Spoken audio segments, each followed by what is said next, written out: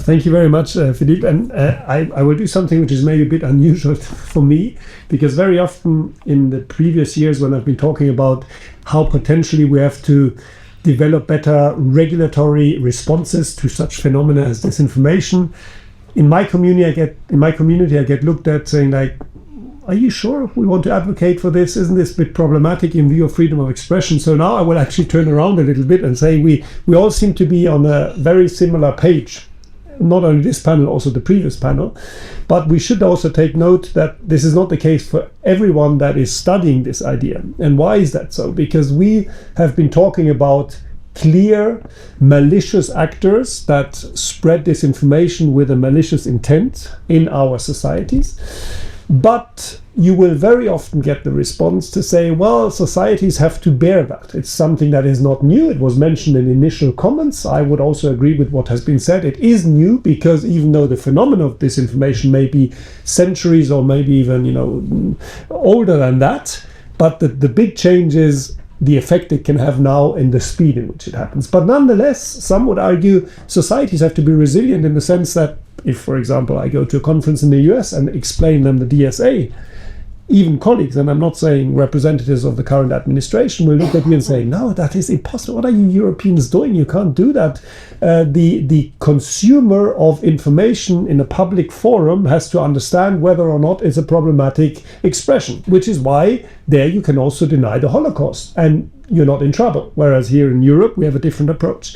But I think it is important to take that into consideration. We can't just call for regulating a phenomenon like disinformation without considering that this very, very intensively touches with the idea of fundamental right to freedom of expression.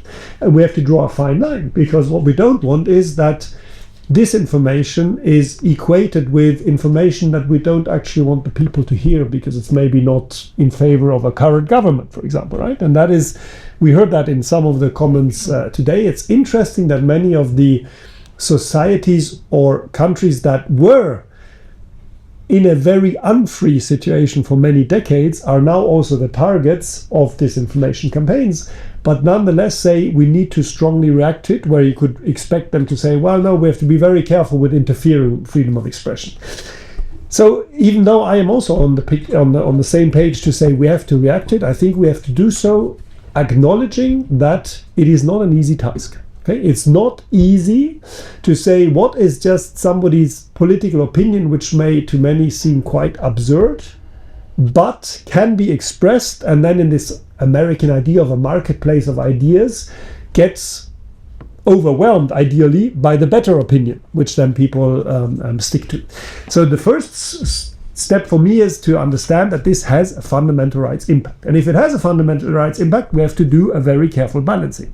And that's why actually what the European Union has been doing, and I'm also as a researcher always critical, I analyze the laws very much into the detail and I come to the conclusion that some bits and pieces don't work maybe in the way they are, but we have done a quite remarkable job, and that's why some parts of the world, like currently the US, is looking at us with these slightly irritated eyes.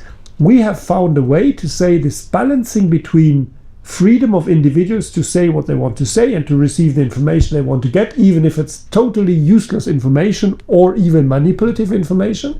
This balancing is possible to do in a way that we can still restrict certain type of information to be spread. And when you refer to the Court of Justice, that is indeed only a few tram stops away from here, which is why we benefit a lot of this vicinity when we do our research on EU law. I think it still has not received enough public attention that in the context of the Russian aggression already in 2014, but then even more so when they started the full war against the Ukraine, the European Union used a framework which is maybe not originally designed for this, but they used the framework, the so-called restrictive measures, the economic sanctions, to actually block the spreading of content. And even the spreading of content of providers, which I put them always in quote, call themselves media, right? The famous Russia Today or RT cases.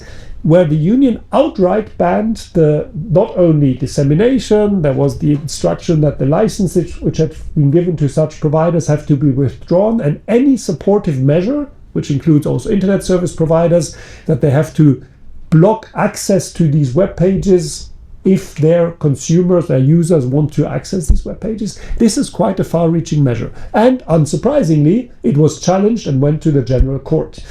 It never came to the Court of Justice as the place of appeal, because RT France, who brought the case to here to Luxembourg, went bankrupt in between, and that's why we withdrew the appeal. But at least the General Court has, in a very detailed case, well over 120 pages, the judgment, shown where the line has to be drawn, where it falls from being only freedom of the media or freedom of expression to being a disinformation campaign. They call it actually propaganda, so they go back to the old word of a propaganda.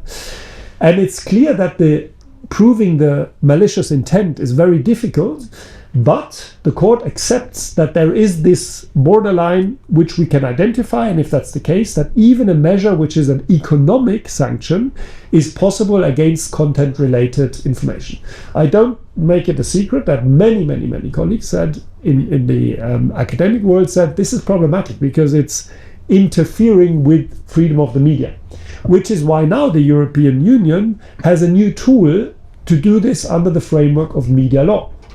At least to a certain extent. There is a new piece of legislation which is called the European Media Freedom Act, which was passed in 2024 and is now fully applicable, and it contains a provision which is directed towards having this cooperation that was mentioned now several times of national regulatory authorities when they are confronted with foreign providers which are not under the jurisdiction of one of the 27 EU member states and try to influence our information sphere. Now, it's a very mild provision because it only calls for coordination of national regulatory authorities' reactions, but it's a first step to understand that's where it belongs. It belongs in the hands of enforcers who are used to making this balancing of freedoms with restrictions, and ideally not into the hands of governments, right? Because if it's a government, it can be more problematic. So independent regulatory authorities. And we have now, since December, a list of criteria that the European Board for Media Services, which is the association of all national regulators, have passed on when we have such a situation under this provision. And I think we should acknowledge that this is a huge step that we've gone forward. Now, to close my initial perspective on this, the court has upheld that it is possible to do it, okay? The RT case. And actually it was also confirmed a bit later. An internet service provider also said this is too far-reaching. We think that we shouldn't be obliged to take such measures. And the court again said, yes, if the sanction regime foresees this, you also, even if you're not the one that is disseminating originally or creating the content, but is only a channel, you have to do what you need to do. We have the European Media Freedom Act, but what has been mentioned a lot, and that's why I can keep it short, is the DSA. And there I would also like to make a point, and I'm glad that you, Elina, has already underlined that. The DSA is enforced, that's true, but it's still very young. So we are only just at the point where this code of practice on disinformation, which was a voluntary code, has been turned into a, so to speak, binding code, at least for the very large online platforms. And even that is not a directly binding law, but it is an instrument for the European Commission when it looks at whether these platforms are fulfilling their risk assessment and mitigation measures, are also considering this code. So it's not that easy to just say, we have a code here and now it's law and tomorrow we can enforce it. It takes its time. And I think we're at a point where we have to make one big choice, and that's what I want to close with, is the pressure that has been alluded to in the first comments in the first panel from friends of ours. So not from the East, but from the West, right? From the US. This is a moment where we will have to resist. We will have to say we made a choice based on European values. They allow us to restrict content dissemination online. We think we have done it in a way that is solid in the DSA. We integrate the platforms in the sense that they can contribute as a kind of a self-regulatory element in how they oversee this. But we are not going to go into our knees just because many of these platforms are seated in the US. And by the way, that has not been mentioned today at all yet, the very far east in China, right? We also have Chinese, actually TikTok was mentioned. So this is a moment of truth in a way where we have to say, can we stand as a bloc, as a market strong enough, and this mainly goes to the European Commission, in negotiations with the United States of America to say, even if you don't like the DSA idea, we've put it in place, like we put into place 10 years ago the General Data Protection Regulation, and this is binding law in Europe. If you want to make business with our people, you have to respect that. And that includes combating disinformation. I'll break the ice. It's a very good point, because the technical side of how we deal with the implementation of the rules on the ground is something that is another layer. Okay, I was only talking about the law, and as you rightly said, in many of the EU member states, we're not even yet at the point where the so-called Digital Services Coordinator has been appointed and is in full service. But the next layer is, what do the platforms, for example, do to commit to their obligations? And again, we will see that becoming more relevant when the first audits take place. So the very large online platforms and very large online search engines have to undergo audits of independent review, a little bit like we know it, for example, in the financial sector. And that, what will be published, will be certainly scrutinized by academics. At the moment, we have one small problem that I would like to highlight. The DSA was even so far-reaching that it introduced a right for so-called vetted researchers to apply, to have the right to see data of the platforms, to work with it. In practice, that is a provision which is turning out to be quite difficult, because you have to go through a lot of hurdles to be acknowledged as a vetted researcher. And even if you are, you will only get data concerning one specific research field that you have registered for. So the transparency is not yet where we would like to be, I think. But we're at least acknowledging that it is necessary to have access to what we would call the black box of what is happening behind.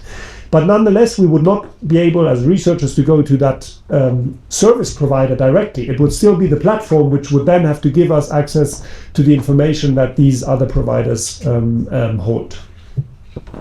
Magdalena? I can only add that I have a devious plan to apply for a vetted researcher status for the whole institution, because I'm coming from a national research institute, but still we need to tailor each and every request to the systemic risks.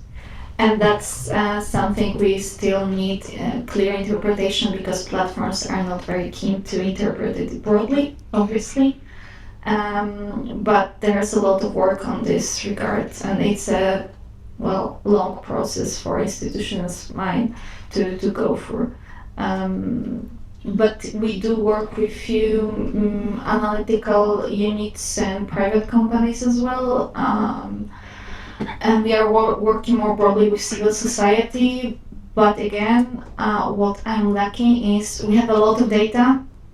Honestly, we have a lot of data gathered. We need to think how to actually move to the next step, whether this data is enough to trigger criminal investigation, or maybe this specific type of data can trigger sanction, or we need actual people working on operationalizing the analytical reporting that we have, because we have plenty and it's overwhelming.